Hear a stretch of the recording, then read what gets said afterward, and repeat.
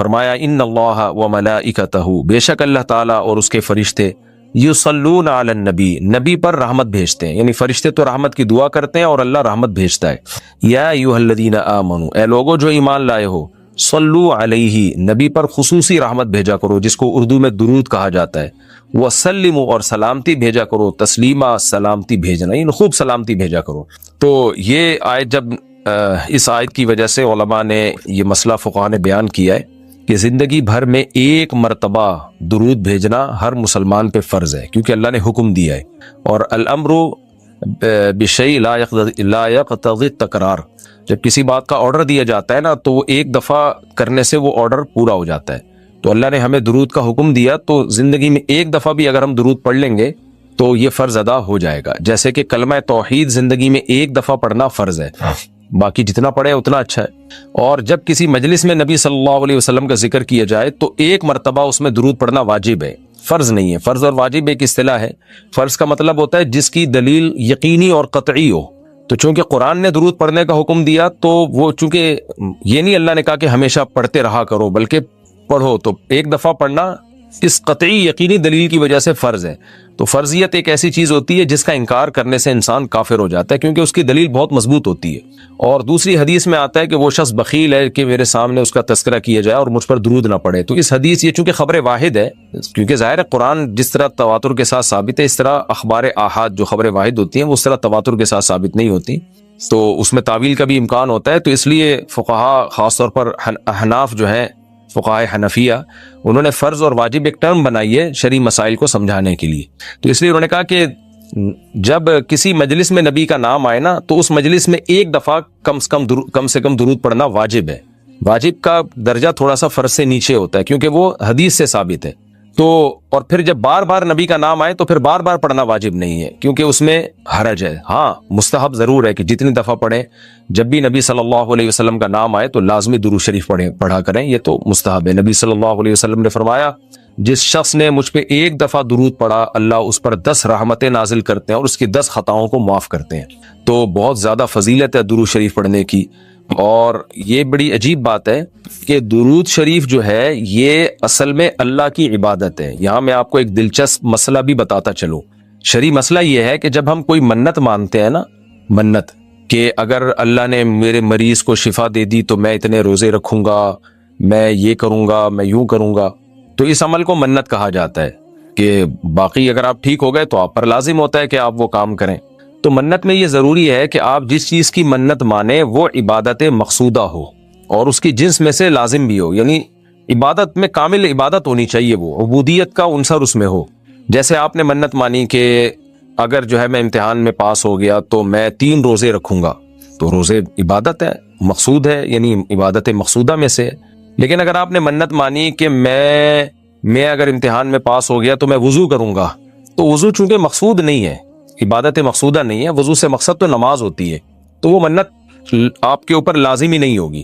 آپ نے اگر منت مانی کہ جی میں صدقہ کروں گا، تو صدقہ عبادت مقصودہ ہے اور اس کی جنس میں سے جو زکوٰۃ ہے وہ واجب بھی ہے، روزے کی جنس میں سے رمضان کا روزہ واجب ہے۔ آپ نے نفل نماز کی منت مانی تو بھی منت پورا کرنا آپ پر لازم ہے، کیونکہ نفل نماز جو ہے وہ عبادت بھی ہے اور اس کی جنس میں سے یعنی فرض نماز آپ پر لازم بھی ہے۔ تو اگر دونوں میں سے ایک شرط بھی نہیں پائی جائے گی تو منت پھر منعقد ہی نہیں ہوتی ہے۔ جیسے آپ نے کہا کہ میں جو ہے وہ اگر امتحان میں کامیاب ہو گیا، پاس ہو گیا، تو میں جو ہے اپنے والدین کی خدمت کروں گا، تو یہ خدمت ثواب تو بہت ہے لیکن عبادت مقصودہ نہیں ہے، عبادت مقصودہ نہیں ہے، تو یہ منت آپ پر پورا کرنا لازم نہیں ہوگی۔ خدمت تو کرنی چاہیے، ماں باپ کی خدمت سے بڑھ کر تو دنیا میں کوئی نیکی نہیں ہے، لیکن عبادت مقصودہ نہیں ہے۔ مقصودہ کا مطلب نماز، حج، یہ سب چیزیں جو ہے نا مقصود میں آتی ہیں۔ یہ کسی عارضے کی وجہ سے اللہ نے ہمیں حکم دیا ہے کہ تاکہ ماں باپ کو پریشانی نہ ہو۔ یہی وجہ ہے کہ اگر خدمت کے محتاج نہیں ہوتے تو پھر خدمت واجب بھی نہیں ہوتی، ان کی خدمت کے محتاج ہوتے ہیں تو واجب ہوتی ہے۔ لیکن نماز تو جب بھی ٹائم آئے گا آپ پر لازم ہوگی، زکوٰۃ تو سال گزرنے کے بعد جب بھی صاحب نصاب ہوں گے آپ پر لازم ہوگی، چاہے غریبوں کو ضرورت ہو یا نہ ہو، آپ پر تو زکوٰۃ واجب ہوتی رہے گی۔ تو اب علماء کا اختلاف ہوا ہے کہ اگر کوئی شخص درود شریف کی منت مانتا ہے تو کیا اس پر درود شریف کی منت پوری کرنا لازم ہے؟ تو بعض علماء نے کہا کہ نہیں، کیونکہ درود شریف بھی عبادت مقصودہ میں سے نہیں ہے۔ اس کی پہلے میں اور آسان مثال دیتا ہوں، جیسے تلاوت علماء کہتے ہیں اگر کوئی یہ منت مانتا ہے کہ اگر میں امتحان میں کامیاب ہو گیا تو میں 3 پارے تلاوت کروں گا، تو یہ منت پوری کرنا بھی واجب نہیں ہے، کیونکہ قرآن پڑھنا بہت زیادہ ثواب تو ہے لیکن عبادت مقصودہ نہیں ہے، بلکہ مقصد قرآن سے کیا ہے کہ آپ کا دل بنے اور آپ کو آخرت کی یاد تازہ ہو، آپ کو شرعی حکام کا علم ہو۔ ثواب بہت ہے، ہر ثواب کا کام اصطلاحی عبادت نہیں ہوتا، خوب سمجھ لیں۔ عبادت کی بھی 2 قسمیں ہیں، ایک عبادت ٹرم ہے، اصطلاح ہے، اور ایک عبادت مجازن ہم عبادت ہر اچھے کام کو عبادت کہتے ہیں۔ اس لحاظ سے تو کھانا کھانا بھی عبادت ہے کہ اگر آپ کی نیت اچھی ہے اس سے، لیکن ایک ہوتی ہے مقصود عبادت، تو مقصودہ عبادت میں سے نہیں ہے۔ ثواب بہت ہے قرآن کی تلاوت کرنا، اللہ سے محبت کی علامت ہے، بغیر سمجھ کے پڑھنا بھی بہت بڑی نیکی ہے، قرآن بغیر سمجھ کے پڑھنا بھی، لیکن قرآن کی تلاوت کی منت جو ہے وہ منعقد نہیں ہوتی۔ تو اسی طرح اب یہ اختلاف ہوا ہے کہ اگر کوئی درود شریف کی منت مان لیتا ہے کہ اگر میں امتحان میں کامیاب ہو گیا تو میں 100 دفعہ درود شریف پڑھوں گا، تو کیا یہ منت پوری کرنا واجب ہے یا نہیں؟ تو بعض علماء کہتے ہیں کہ واجب نہیں ہے۔ وجہ اس کی ہے کہ درود شریف عبادت مقصودہ نہیں ہے، کیونکہ درود شریف کا مقصد تو یہ ہے سید الانبیاء محمد صلی اللہ علیہ وسلم سے محبت کا اظہار، تو یہ نماز روزے کی طرح نہیں ہے۔ لیکن راجح قول یہ ہے جس پہ فتویٰ دیا گیا ہے کہ یہ منت پوری کرنا واجب ہے، کیونکہ درود شریف عبادت مقصودہ ہے، اور عبادت مقصودہ ہے اور اس کی جنس میں سے واجب بھی ہے، فرض بھی ہے۔ تو فرض کیسے ہے؟ کیونکہ قرآن نے ہمیں حکم دے دیا، اب زندگی میں ایک دفعہ درود شریف پڑھنا فرض ہو گیا، یہ مسئلہ تو آسانی سے سمجھ میں آ گیا کہ فرض کیسے۔ اب یہ ایک سوال پیدا ہوتا ہے عبادت مقصودہ کیسے ہے؟ نبی صلی اللہ علیہ وسلم کی تو عبادت جائز ہی نہیں ہے۔ اس کا بڑا دلچسپ جواب دیا حضرات فقہا نے کہ درود شریف اصل میں اللہ کی عبادت ہے جو ہم اللہ کو خوش کرنے کے لیے کرتے ہیں، کیونکہ اللہ نے ہمیں آرڈر دیا ہے، اور اس میں عبادت کا عنصر، عبادت کہتے ہیں جس کی جو ہے وہ جس میں عبودیت کا عنصر ہو، آپ بطور غلام جو کام کر رہے ہو، جس میں آپ کو لاجک پوچھنے کی بھی اجازت نہیں ہوتی۔ جیسے 5 نمازیں فرض ہیں نا، کیوں فرض ہیں؟ لاجک کی بھی ہمیں حکم نہیں، ہم نے پڑھنی ہے۔ روزہ فرض ہے، اس کی حکمت اللہ نے بیان کی، لیکن وہ حکمت نہ بھی ہو تو روزہ رکھنا پڑے گا۔ تو درود شریف بھی عبادت مقصودہ میں سے ہے، اس لیے کہ اللہ نے ہمیں حکم دیا تو ہم اللہ کو خوش کرنے کے لیے اللہ کی غلامی کے طور پر پیغمبر پر درود بھیجتے ہیں، تو اس سے درود شریف کی اہمیت بہت زیادہ بڑھ جاتی ہے، اور اس میں بہت ساری حکمتیں حاصل ہو جاتی ہیں کہ ہم اللہ کو راضی کرنے کے لیے، کیونکہ اللہ نے ہمیں حکم دیا ہے، جیسے نماز کا حکم دیا، زکوٰۃ کا حکم دیا، اللہ نے کہا کہ تم یہ عبادت کرو گے میری، یہ ہوگی میری، کیونکہ دعا عبادت ہے۔ دعا میں کیا ہوتا ہے؟ ہم اللہ سے بھکاریوں کی طرح مانگتے ہیں، تو اللہ نے کہا اور دعائیں تم مانگو نہ مانگو، یہ والی تو اسپیشلی تم پہ فرض ہے۔ ایک تو طلاق دعا مانگنا ہے نا، لیکن اسپیسیفک کوئی مخصوص دعا مانگنا تو فرض نہیں ہے، لیکن یہ والی دعا مانگنا ہم پہ اللہ نے فرض کیا ہے کہ تم نے پیغمبر کے لیے رحمت کی دعا کرنی ہے، یہ تم پہ فرض ہے، یہ مجھے خوش کرنے کے لیے فرض ہے۔ تو یہ عبادت ہے، لیکن اللہ کی عبادت ہے، اور نبی کے لیے دعا ہے یہ۔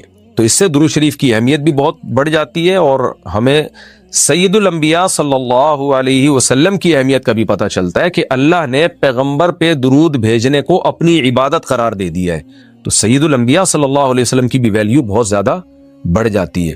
جیسے قرآن میں آتا ہے نا کہ وَرَفَعْنَا لَكَ ذِكْرَكَ، ہم نے آپ کے تذکرے کو بلند کیا ہے۔ تو کیسے بلند کیا؟ علماء نے اس کا جواب دیا کہ نماز میں بھی درود شریف ہے، اور اتحیات میں نبی صلی اللہ علیہ وسلم پہ سلامتی بھیجنے کو اتحیات کا حصہ بنا دیا گیا ہے، اور اذان میں اشہد ان لا الہ الا اللہ کے ساتھ اشہد ان محمد رسول اللہ کو بھی ایڈ کیا گیا ہے۔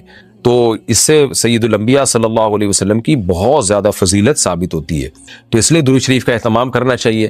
جیسے شریعت میں بعض عبادتیں بعض اوقات میں زیادہ پسندیدہ ہیں، آپ دن میں نوافل پڑھیں اس کا بھی ثواب ملتا ہے، لیکن یہ نوافل آپ رات کے آخری حصے میں پڑھیں تو تہجد بن جائے گی، بہت زیادہ ثواب ہو جائے گا۔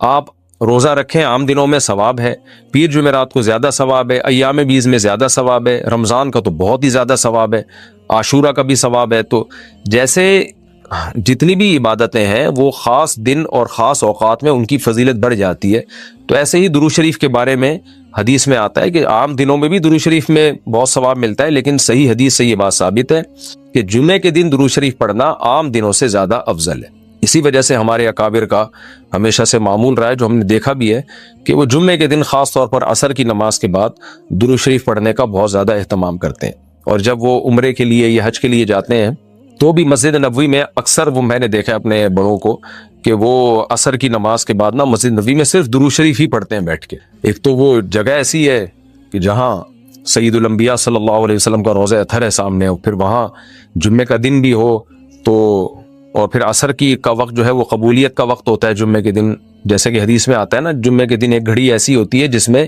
دعا رد نہیں ہوتی، تو جمہور علماء اس طرف گئے ہیں کہ اس سے عصر کا ٹائم مراد ہے، اگرچہ اس میں اختلاف ہے لیکن جمہور اس طرف گئے ہیں کہ عصر کا وقت مراد ہے۔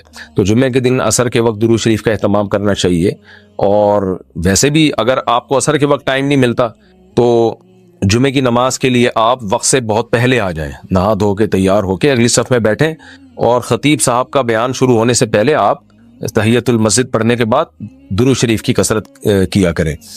تو اس کی بہت زیادہ فضیلت ہے اور ہمیں اللہ نے حکم دیا ہے، اور علماء نے بیان کیا کہ درود شریف کو جو اللہ نے ہم پہ لازم کیا نا، اس میں ایک حکمت یہ بھی ہے کہ سید الانبیاء صلی اللہ علیہ وسلم کی بشریت ہمارے ذہن میں اور اچھی طرح بیٹھ جائے، کیونکہ پچھلی امتیں جو تباہ و برباد ہوئی ہیں وہ اس لیے ہوئی ہیں کہ انہوں نے پیغمبروں کو اتنا اونچا مقام دیا کہ اللہ کے برابر لے آئے، جیسے عیسائیوں نے حضرت عیسیٰ کو اللہ کا بیٹا بنا دیا معاذ اللہ، اور ہمارے یہاں بھی جو بدعتی لوگ ہیں انہوں نے سید الانبیاء کو حاضر ناظر مشکل کشا پتہ نہیں کیا بنا دیا، تو شرک کرنے لگے۔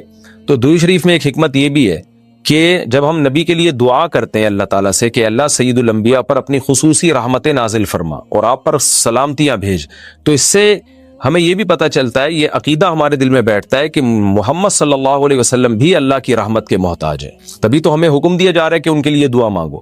ہاں یہاں ایک اشکال ہو سکتا تھا اس کا کہ بھئی اچھا اس کا مطلب نبی ہماری دعا کے محتاج ہیں، تو نہ نبی ہماری دعا کے محتاج نہیں ہے، اللہ کی رحمت کے محتاج ہیں۔ ہم دعا نہیں بھی مانگیں گے تو اللہ سے اپنے حبیب صلی اللہ علیہ وسلم پر رحمت بھیجے گا، لیکن اللہ نے ہمیں حکم یہ دیا تاکہ ہماری نظر میں یہ عقیدہ اور اچھی طرح مضبوط ہو جائے کہ تم بھی پیغمبر کے لیے اللہ سے دعا مانگا کرو۔ اس سے پتہ چلتا ہے پیغمبر تمہاری دعا کے محتاج ہوں یا نہ ہو، لیکن اللہ کی رحمت کے بہرحال محتاج ہیں، اور پیغمبر بھی اس لائق ہیں کہ ان کے لیے دعا مانگی جائے، اور یہ اس سے ان کا مرتبہ کم نہیں ہوتا بلکہ مرتبہ بڑھ جاتا ہے، کیونکہ پیغمبر نے ہمیں یہ سکھایا ہے کہ یا ایھا الناس انتم الفقراء الی اللہ، اے لوگو تم سب کے سب اللہ کے در کے محتاج ہو۔ اور یہ جو میں نے کہا کہ پیغمبر اس لائق ہیں کہ ان کے لیے دعا مانگی جائے، تو اس کا کوئی یہ مطلب نہ لے کہ پیغمبر ہماری دعا کے محتاج ہیں، یہ میں بار بار بتا چکا ہوں، ہماری دعا کے محتاج نہیں ہے، لیکن اللہ تعالیٰ یہ چاہتے ہیں کہ میں پیغمبر پر رحمت بھیجوں لیکن اس میں امتیوں کا حصہ پڑ جائے۔ حضرت مولانا اشرف علی تھانوی رحمہ اللہ نے اس کی ایک مثال دی ہے کہ جیسے کسی بادشاہ کو اپنے شہزادے سے بہت زیادہ محبت ہے، وہ ویسے ہی اس کو گفٹ دینا چاہتا ہے، اور آپ کو پتہ ہے کہ اس نے یہ گفٹ دینا ہے، لیکن آپ جا کے بادشاہ سے سفارش کر دیتے ہو کہ بھئی ان کو یہ گفٹ دے دو۔ اس میں آپ کا مقصد یہ ہوتا ہے کہ بادشاہ نے تو کرنا ہی ہے، تو بادشاہ کے دل میں ہمارا مقام بھی بڑھ جائے گا کہ دیکھو جو کام میں چاہتا ہوں تو یہ بھی مجھ سے وہی چاہتا ہے، اور اس سے نبی صلی اللہ علیہ وسلم سے بھی آپ کا تعلق بڑھ جائے گا، اور یعنی جو شہزادہ ہے نا اس سے بھی تعلق بڑھ جائے گا آپ کا۔ تو جب ہم اللہ سے دعا مانگتے ہیں نبی کے لیے تو ہمارا اللہ کا ریلیشن بھی بڑھتا ہے، اس سے اللہ خوش ہوتا ہے کہ دیکھو میرے حبیب کے لیے یہ بھی مجھ سے کہہ رہے ہیں رحمت بھیجنے کا، اور سید الانبیاء سے بھی ہمارا تعلق بڑھ جائے گا۔ قیامت کے دن یہ چیز سفارش میں معاون اور مددگار ہو سکتی ہے۔ ان الذین یؤذون اللہ ورسولہ، بے شک وہ لوگ جو اللہ اس کے رسول کو تکلیف پہنچاتے ہیں، اللہ کو تو ظاہر ہے کوئی تکلیف نہیں پہنچا سکتا، یہاں بھی مجازاً اس کو تکلیف سے تعبیر کیا، اللہ کے احکام کی نافرمانی، اور یعنی اللہ نے اپنے رسول کی تکلیف کو اپنی تکلیف قرار دیا ہے۔ لعنہم اللہ فی الدنیا والآخرہ، ان پر دنیا اور آخرت میں لعنت ہوتی ہے، کیونکہ منافقین یہی کام کر رہے تھے نا، میں نے بتایا کہ سورت کا حاصل یہی ہے، اس میں اہم مضمون یہی بیان ہوا ہے۔ وَأَعَدَّ لَهُمْ عَذَابٌ مُهِينًا، اور اللہ نے ان کے لیے ذلت والا عذاب تیار کر کے رکھا ہے۔ وَالَّذِينَ يُؤْذُونَ الْمُؤْمِنِينَ وَالْمُؤْمِنَاتِ، اور وہ لوگ جو مومنین اور مومنات کو تکلیف دیتے ہیں، عام مسلمانوں کو تکلیف دیتے ہیں، بغیر مکتسبوا، بغیر اس کے کہ جو انہوں نے کمایا، یعنی ایسے کاموں کو ان کی طرف منسوب کر کے تکلیف دیتے ہیں جو کام انہوں نے کیے نہیں ہیں، پروپیگنڈا کرتے ہیں، بدگمانیاں پھیلاتے ہیں، تو فقد احتملوا بہتانا، تو تحقیق ان لوگوں نے بہت بڑا بہتان اٹھا لیا۔ بہتان کہتے ہی بہت بڑے جھوٹ کو ہیں، وہ اثما مبینہ، اور کھلا گناہ، کیونکہ تکلیف کا ایک ذریعہ یہ بھی ہے کہ کوئی بھی اچھا کام کر رہے ہو آپ اس کی نیت میں شک کرنا شروع کر دو، تو حالانکہ وہ بری نیت نہیں تھی اس کی، اس میں منفی پہلو تلاش کرنا شروع کر دو۔ مجھے کسی نے کل کہا کہ بھئی ایک صاحب ہیں جو دین کی تبلیغ کر رہے ہیں اور یوں بائکوں پہ بیٹھ کے شو مار رہے ہیں۔ میں نے کہا بھائی یہ ضروری نہیں کہ شو مار رہے ہو، وہ نوجوان طبقے کو اپنے قریب کرنے کے لیے ہو سکتا ہے یہ کر رہے ہو، کہ نوجوان طبقہ اسی طرح سے بائکوں کے ذریعے قریب آ جائے گا، تو دل کی حالت تو کسی نے نہیں دیکھی نا، تو ہم فوراً کسی کے عمل کو نیگیٹو کیوں لے کے چلے جاتے ہیں۔ تو اس میں بہت احتیاط کی ضرورت ہوتی ہے کہ آپ نے کسی کی طرف وہ عمل منسوب کر دیا جو وہ कर नहीं रहा, आपने कह दिया कि ये शो मार रहा है, हालांकि वो नहीं शो मार रहा, आपने कह दिया वो दिखलावा कर रहा है, हालांकि उसकी नीयत दिखलावे की नहीं है। तो हमारी सोसाइटी में ये बहुत है, तो अल्लाह ने इस पर भी पाबंदी लगाई। जो किसी भी तरह से ईमान वाले मर्द और औरतों को तकलीफ देते हैं तो बहुत बड़े गुनाह के वो मुर्तकिब होते हैं। जितने भी पैगंबर दुनिया में आए हैं उन तमाम पैगंबरों ने एक बात सबको बताई, सबको समझाई कि एक दिन आने वाला है जिसमें हमें अपने आमाल का हिसाब देना पड़ेगा। इसको क्या हो गया यार, एक दफा सेटिंग करके एल्फी क्यों नहीं डाल देते उसमें, कितना करीब करें माइक जी। चलो अब इधर कर लेते हैं, अब सही हो गया। जितने भी पैगंबर दुनिया में आए हैं सब पैगंबरों की एक मुश्तरका दावत, एक तो तौहीद की दावत कि सिर्फ अल्लाह, और कि मरने के बाद दोबारा जिंदा होना है, हिसाब देना है। हजरत हकीमुल उम्मा मौलाना अशरफ अली थानवी रहिमहुल्लाह ताला फरमाया करते थे कि ये जो आखिरत का तसव्वुर है, आखिरत की फिक्र है, ये आसाए मूसवी है। आसा लाठी, मूसवी मूसा अलैहिस्सलाम वाली लाठी। जैसे जादूगरों ने हजारों सांप फेंके थे ना, तो उन हजारों सांप पे अगर स्प्रे किया जाता वो मरते, बोले एक एक को पकड़ के डंडे से मारा जाता तो वो मरते, 2-4 मरते, और सारा दिन यही काम करते रहते। क्या ख्याल है? फिर वो इधर उधर चले जाते, वो कहां कहां घुस जाते, एक एक को पकड़ के निकालना ये टेंशन वाला काम है। क्या ख्याल है भाई? मूसा अलैहिस्सलाम को अल्लाह ने कहा लाठी फेंकें, हजरत मूसा ने लाठी फेंकी, वो एक ही निवाले में सबको निगल गए। उसका काम ही ये था कि इस किस्म के जितने भी जरासीम हैं उनको बोलो भाई खत्म करना। तो हम में से जितने भी लोग हैं उनमें मुख्तलिफ किस्म की रूहानी बीमारियां हैं। वो रूहानी नहीं, फिर बता दूं, वो जो रूहानी इलाज वाले कहते हैं, वो टोपी ड्रामे, खुद भी ड्रामेबाज, दूसरों को भी, और उनके पास जाने वाले बेवकूफ। और इन लोगों के पास जाने वालों की दुनिया में सजा ये है कि ये सारी जिंदगी इन्हीं फलीतों पलीतों में बोल लो ना यार रहते। क्योंकि मुझे इस मौजू पर गुस्सा इसलिए आता है कि बोल बोल के थक गए मगर पब्लिक जाना नहीं छोड़ रही। कॉल्स आती हैं कि उधर गए थे रूहानी वाले के पास तो फिर ये हुआ, फिर मैंने कहा गए क्यों थे? कहने लगे परेशान थे। क्या करते? तो परेशानी का मतलब ये कि जिधर भी मुंह उठाओ चले जाओ। अगर किसी परेशानी का आपके पास इलाज नहीं है तो इसका मतलब ये नहीं है कि जिसके पास नहीं है उसके पास चले जाओ, तो सबर करके बैठ जाओ, बस नहीं आ रही। अगर किसी परेशानी का इलाज नहीं है तो बस किसी के भी पास चले जाओ, वो तो और परेशानी बढ़ा देगा ना भाई। किसी बीमारी का इलाज दरियाफ्त नहीं हुआ तो इसका ये मतलब है जैसे वो एक हकीम सा मौजू जो था ना उसको पकड़ के रखना है, वरना मौजू चेंज हो जाता है। रूहानी जब भी आएगा ना दरमियान में उसकी वाट लगाऊंगा मैं, याद रखो, ये आपको बर्दाश्त करना पड़ेगा। वो एक हकीम के पास लोग आते थे, एक साहब आए कि मेरे फुंसी निकल गई है। हकीम साहब ने दवा दे दी। हकीम बेचारे को फुंसियों का इलाज आता नहीं था, दवा दे दी। तो वो उस शख्स दवा लेकर गया, एहतियातन पूछ लिया कि इससे फुंसी ठीक हो जाएगी? उसने कहा नहीं। कहा फिर दवा किस चीज की दी है? उसने कहा ये फोड़ा बन जाएगी। कहा फिर क्या होगा? कहा फोड़े का मेरे पास इलाज है, फोड़े का मुझे इलाज आता है, फुंसियों का इलाज नहीं आता। तो जो रूहानी वालों के पास जाते हैं ना, इनके पास आपकी परेशानियों का इलाज नहीं है। अलबत्ता ये कुछ ऐसी परेशानियों में आपको डाल देते हैं जिनका इनके पास इलाज होता है। समझ रहे हो? तो आप फिर ये समझना शुरू कर देते हो कि मैं ठीक हो रहा हूं। आप गए, मसला पेचीदा था और पेचीदा हो गया। इसने कुछ किया तो वो जो अलग से बीमारी आई थी वो थोड़ी देर के लिए ठीक, तो फिर वो एक चेन में सारी जिंदगी के लिए फंस गए। तो मैं ये कर रहा था कि हम में से हर शख्स में बहुत सारे टेक्निकल किस्म के फॉल्ट हैं। पूरा इंसान बड़ा मुश्किल से कोई बनता है। जिस्मानी लिहाज से इंसान बनना आसान, लेकिन हकीकी मानों में इंसान बनना मुश्किल। फिजिकली तो हम सब इंसान हैं, फिजिकली हम सब क्या हैं? इंसान हैं। दांत हैं, हाथ हैं, पेट है, आंखें हैं, तो ये गधे की भी यही सारे पार्ट्स होते हैं। क्या ख्याल है भाई? इस लिहाज से हम में और गधे में फर्क नहीं, हम में और घोड़े में, बिल्ली में फर्क नहीं है। तभी मैं फिजिकली जो इंसान की जो बीमारियां आती हैं ना, उनको समझाने के लिए बाज दफा जानवरों की मिसाल देता हूं, तो लोग मुझ पर तंज करते हैं कि हमें किससे मिला रहा है? जानवरों से।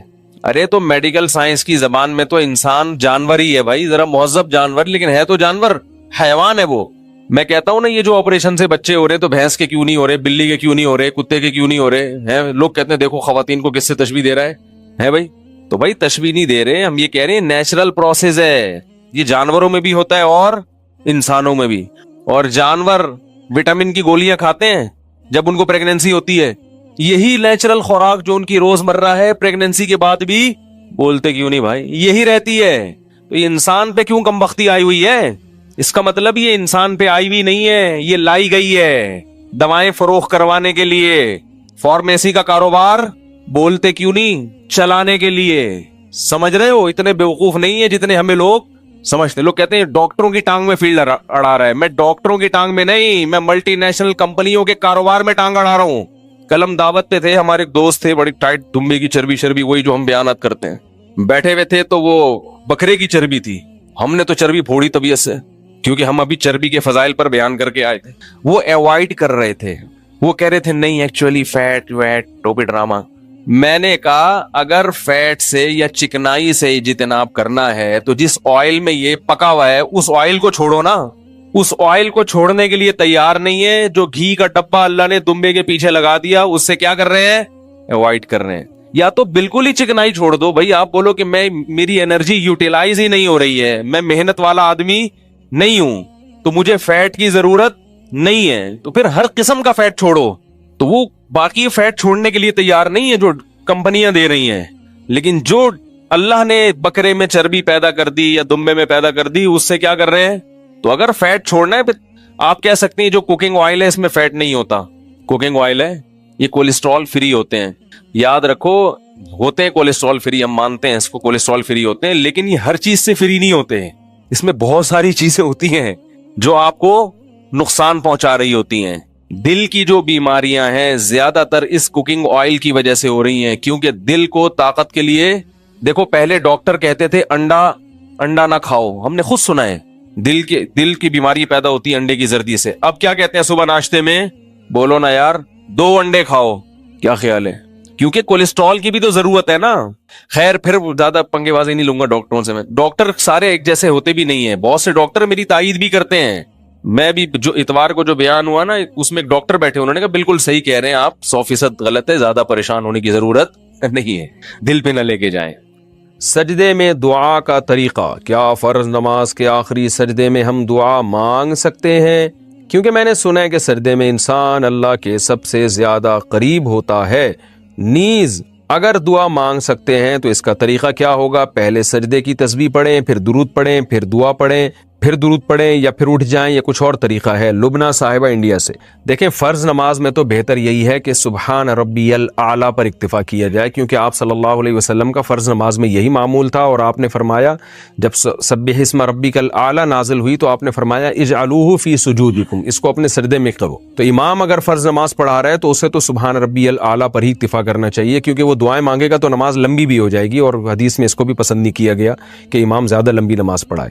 باقی انفرادی نماز پڑھ رہے ہوں تو سجدے میں آپ سبحان ربی الاعلیٰ والی تسبیحات پڑھنے کے بعد عربی میں جو دعائیں قرآن و سنت سے منقول ہیں کوئی بھی دعا پڑھ سکتے ہیں, لیکن 2 شرطیں ہیں کہ ایک تو دعا عربی میں ہو, نمبر 2 عربی میں بھی اپنے الفاظ نہ ہو بلکہ معصور, یعنی جو منقول ہیں نبی سے یا قرآن میں جو نقل ہے, کیونکہ نماز میں کلام کرنے کی اجازت نہیں ہے. تو آپ اپنے الفاظ میں دعا مانگیں گے تو یہ کلام ہو جائے گا, اور کلام کی نماز میں بات چیت کی اجازت نہیں ہے. تو جو منقول دعائیں ہیں قرآن میں ہیں یا حدیث میں آتی ہیں تو کوئی بھی پڑھ سکتے ہیں, اس میں جتنی چاہیں پڑھیں. اس سے پہلے درود شریف بھی پڑھ سکتے ہیں, بعد میں بھی درود شریف پڑھ سکتے ہیں, نہیں بھی درود شریف پڑھنا چاہیں تو بھی ٹھیک ہے. تو کسی بھی طرح سے مانگی جا سکتی ہیں, لیکن یہ نوافل میں اس کا اہتمام کرنا چاہیے. فرائض میں بہتر یہی ہے کہ سبحان ربی الاعلیٰ پر ہی اکتفا کیا جائے, لیکن اگر کوئی فرض کے سجدے میں بھی مانگ لیتا ہے تو بھی ٹھیک, گناہ نہیں ہے کوئی. 2 سجدوں کے درمیان کون سی دعا ہے؟ ساجد صاحب انڈیا سے پوچھتے ہیں 2 سجدوں کے درمیان جلسے میں کون سی دعا پڑھنی چاہیے؟ نیز جو مشہور دعا ہے اللہم اغفر لی ورحمنی وجبرنی ورزقنی, کیا اسی ترتیب سے آگے پیچھے پڑھ سکتے ہیں؟ اس میں کوئی گناہ تو نہیں ہے؟ جناب ساجد صاحب میری معلومات کے مطابق جو حدیث میں دعا ثابت ہے اللہم اغفر لی ورحمنی وعافنی وہدنی ورزقنی وجبرنی ورفعنی, تو یہ الفاظ ہیں. تو بہتر یہ کہ جو ترتیب حدیث میں وارد ہوئی ہے اسی ترتیب سے پڑھیں. اگر آپ کے علم میں کوئی دوسری روایت ہے جس میں ترتیب مختلف ہے تو اس سے بھی پڑھ سکتے ہیں. جتنی روایتیں اس بارے میں وارد ہوئی ہیں اور ان میں جو الفاظ ہیں سب الفاظ کے لحاظ سے آپ پڑھ سکتے ہیں۔ میرا معمول چونکہ ان الفاظ کے ساتھ ہے اس لیے میں یہ الفاظ سے پڑھتا ہوں، اور یہ کیونکہ مجھے حدیث میں یہ الفاظ ملے، اللہم اغفر لی وارحمنی وعافنی واہدنی وارزقنی واجبرنی وارفعنی۔ کیا عشاء کے صرف 4 فرض پڑھ سکتے ہیں؟ اگر کوئی عشاء کی نماز لمبی ہونے کی وجہ سے چھوڑ دیتا ہے تو اگر وہ صرف 4 فرض پڑھ لے تو کیا اس کی عشاء کی نماز ہو جائے گی؟ اسی طرح اگر عصر کی بھی صرف 4 رکعت فرض پڑھ لے تو کیا اس کی نماز ہو جائے گی؟ کوئی گناہ تو نہیں ہوگا؟ حنا صاحبہ بہاولپور سے۔ جی حنا صاحبہ، بالکل فرض نماز ہو جائے گی۔ 17 رکعتیں سوچ کے نماز ہی چھوڑ دینا عشاء کی، یہ تو بہت بڑا ظلم ہے۔ تو 4 فرض یہ بہت زیادہ ضروری ہیں۔ اگر کوئی سنتیں نہیں پڑھ رہا، صرف 4 فرض پڑھ لیتا ہے تو فرض تو ذمے سے ساقط ہو گئے نا، ورنہ فرض چھوڑنا تو کبیرہ بہت بڑا گناہ ہے اسلام میں۔ تو کسی بھی طرح ہو فرض بہرحال پڑھے۔ باقی عشاء کے بعد 2 سنتیں مؤکدہ ہیں تو وہ بھی پڑھ لے، کیا جا رہا ہے اس میں، وہ بھی مؤکدہ ہیں۔ کبھی کبھار چھوڑ دیں تو کوئی حرج نہیں ہے، لیکن چھوڑنے کا معمول بنا لینا اس میں گناہ کا خطرہ ہے۔ ایسا شخص قابل ملامت ہے، نبی کی شفاعت سے محروم ہونے کا خطرہ ہے۔ تو اس لیے 2 سنتوں کو کا بھی معمول بنانا چاہیے، کبھی کبھار چھوٹ جائے تو کوئی حرج نہیں ہے، لیکن بہرحال 2 سنتوں میں اور 4 فرض میں زمین آسمان کا فرق ہے۔ 2 سنتوں کے چکر میں 4 فرض کبھی بھی نہ چھوڑیں، نہیں پڑھے جا رہے تو 4 فرض ہی پڑھ لیں، تو لیکن عام 2 سنتوں کا بھی معمول بنا لیں تو 6 رکعتیں ہیں عشاء کی، جس کو ہم کسی حد تک ضروری کہہ سکتے ہیں۔ 4 فرض تو وہ تو فرض ہیں بہرحال، اور 2 سنتیں مؤکدہ ہیں، وہ چھوڑنا حرام اور کبیرہ گناہ تو نہیں ہے، لیکن قابل ملامت ہے ایسا شخص جو سنتیں نہ پڑھے۔ اور وطر 3 رکعت وطر رہ گئے، وہ پوری رات میں کبھی بھی پڑھ لیں، وہ بھی واجب ہیں، وہ چھوڑیں گے تو گناہ گار ہوں گے۔ باقی عصر سے پہلے 4 رکعتیں پڑھنا وہ سنت ہے، وہ لازمی نہیں ہے۔ ظہر، عصر اور عشاء کی 4 سنتوں کی فضیلت۔ ظہر، عصر اور عشاء سے پہلے 4 رکعت سنت پڑھنے کی کیا فضیلت ہے؟ اگر کوئی انہیں مستقل چھوڑ دے تو کیا وہ گناہگار ہوگا؟ ارسلان راولپنڈی سے۔ دیکھیں، عصر اور عشاء کی جو 4 سنتیں ہیں وہ تو سنتیں غیر مؤکدہ ہیں، ان کو اگر چھوڑ دیں تو کوئی گناہ نہیں، لیکن ظہر سے پہلے کی 4 سنتیں وہ مؤکدہ ہیں۔ کبھی کبھار چھوٹ گئی، تھکاوٹ ہے تو الگ بات ہے، لیکن چھوڑنے کا معمول بنا دینا یہ جائز نہیں۔ ہاں، فضیلت کیا ہے؟ ظہر سے پہلے کی سنت کی فضیلت تو یہ کہ نبی نے ہمیشہ پڑھی ہیں۔ عصر سے پہلے جو 4 سنتیں ان کی فضیلت میں آتا ہے، رسول اللہ صلی اللہ علیہ وسلم نے فرمایا، رحم اللہ عبدن، اللہ اس بندے پر رحم کرے جو عصر سے پہلے یصلی 4 قبل العصر، جو عصر سے پہلے 4 رکعتیں پڑھے، کما قال صلی اللہ علیہ وسلم۔ تو یہ فضیلت ہے حدیث میں، اللہ اس پر رحم کرے، تو نبی کی زبان سے رحمت کی دعا نکل گئی۔ عشاء سے پہلے 4 رکعتیں پڑھنا کسی حدیث سے میں اس کی کوئی صراحتاً فضیلت نہیں ملتی، البتہ علماء نے قیاس کیا ہے اس کو ایک اس حدیث پر جس میں آتا ہے، صحیح حدیث ہے بالکل، آپ صلی اللہ علیہ وسلم نے فرمایا بین کل اذانین صلاۃ، 3 دفعہ آپ نے فرمایا، پھر فرمایا لمن شاء، اس کے لیے جو چاہے۔ ہر 2 اذانوں کے درمیان نماز ہے، اور 2 اذان سے مراد ہے اذان اور اقامت، تو ہر اذان اور اقامت کے درمیان آپ صلی اللہ علیہ وسلم نے حکم دیا کہ نماز پڑھا کرو، فضیلت ہے، واجب نہیں ہے۔ تو اس سے پتہ چلتا ہے بھائی عشاء میں بھی عشاء کے فرض یعنی اذان اور اقامت کے درمیان ہمیں نماز پڑھنی چاہیے، تو کم از کم 2 رکعت تو پڑھنی چاہیے۔ 4 رکعتوں کا علماء نے اس لیے کہا کہ قیاس کر کے، قیاس بھی ایک شرعی دلیل ہوتی ہے کہ بھائی جو رکعتیں 4 رکعتوں والی فرض ہیں ان سے پہلے 4 رکعتیں پڑھنے کا حکم دیا جاتا ہے، جیسے ظہر کی 4 رکعتیں ان سے پہلے 4، عصر کی 4 رکعتیں ان سے پہلے 4، تو اس سے پتہ چلتا ہے عشاء سے پہلے بھی 4 ہی ہوں گی، کیونکہ نبی نے کوئی مقدار متعین نہیں کی۔ لیکن ہم ظہر اور عصر پہ اگر قیاس کرتے تو اس سے یعنی استیناس کیا جا سکتا ہے کہ جب ظہر اور عصر سے پہلے 4 ہیں تو عشاء سے پہلے بھی 4 ہوں گی، کیونکہ فجر سے پہلے 2 ہیں، کیونکہ فجر کے فرض 2 ہیں۔ تو اس سے پتہ چلتا ہے کہ ایک استیناس کیا علماء نے، کیونکہ حدیث میں صراحتاً ذکر نہیں ملتا کہ کتنی پڑھنی چاہیے، تو اس لیے مطلق صلاۃ کا حکم ہے، تو ظہر اور عصر پہ قیاس کیا تو فقہاء نے کہا کہ عشاء سے پہلے بھی 4 رکعتیں پڑھنا مستحب ہے، افضل یہ کہ 4 کم از کم پڑھی جائیں، زیادہ پڑھیں تو اچھی بات ہے، تو ایک واجب نہیں ہے، افضل ہے۔ بیٹے کا نام یا بچے کا نام محمد رکھنا کیسا ہے؟ بچے کا نام محمد رکھنا کیسا ہے، جائز ہے یا ناجائز؟ محمد مسلم انڈیا سے۔ جائز ہے جی، میرے بیٹے کا نام بھی الحمدللہ صرف محمد ہے، تو محمد نام رکھنا تو بڑی فضیلت کی بات ہے، کوئی حرج نہیں ہے۔ بہت سارے محدثین، یہ امام بخاری کا نام محمد ہی تو تھا، محمد ابن اسماعیل ابن ابراہیم، تو بہت سارے محدثین ایسے گزرے ہیں جن کا نام محمد تھا۔ بچے کا نام رکھنے کا کیا طریقہ ہے؟ میرا بیٹا 1 سال کا ہے، اس کا نام میں نے خانہ کعبہ کے امام کی نسبت سے محمد سدیس خان رکھا ہے۔ سبحان اللہ، صلو علی الحبیب۔ جبکہ میں نے اس میں کسی حروف کی رعایت یا مطلب وغیرہ کا نہیں سوچا، جس کے بارے میں لوگ کہتے ہیں، کیا یہ نام صحیح ہے؟ اس میں کوئی مسئلہ تو نہیں ہے؟ واجد صاحب کراچی سے۔ جناب آپ محمد سدیس خان، تو آپ نے امام حرم کے نام کو خان بنا دیا اور پیچھے محمد بھی لگا دیا. ان کا نام تو شیخ عبد الرحمن السدیس ہے. سدیس تو ان کی کاسٹ ہے اور عبد الرحمن ان کا نام ہے. اللہ ان کی عمر میں برکت دے. لیکن آپ نے تو عجیب سی چیز بنا دی ہے. خیر رکھنے میں کوئی حرج نہیں ہے. آپ نے اگر محمد سدیس خان رکھ دیا تو ٹھیک ہے، بہت اچھی بات ہے، اچھی نسبت سے رکھا ہے. باقی یہ کہ نام میں حروف کا رعایت کرنا اور عدد کی رعایت، یہ سب چیزیں غیر شرعی ہے، ان کی شریعت سے کوئی ثبوت نہیں ہے. بس نام میں یہ سوچنا چاہیے کہ اس کا مفہوم اچھا ہو، مطلب اچھا ہو، اور اس میں غیر مسلموں سے مشابہت نہ ہو. ایسا نام نہ ہو جو غیر مسلم رکھتے ہوں، کیونکہ ہمیں مشابہت سے منع کیا گیا. ہمارا تشخص اسلامی ہے، وہ برقرار رہنا چاہیے نام کے اندر بھی. اور تیسری بات یہ ہے کہ یا تو پھر کسی مشہور اسلامی شخصیت کے نام پہ رکھا جائے. تو یہ تین چیزیں ناموں میں خیال کرنا چاہیے، مطلب اچھا ہو یا کسی مشہور شخصیت کا ہو. اور شرط یہ ہے کہ غیر مسلموں کے ہاں، غیر مسلموں میں وہ نام نہ زیادہ استعمال کیا جاتا، ان کا شعار نہ ہو.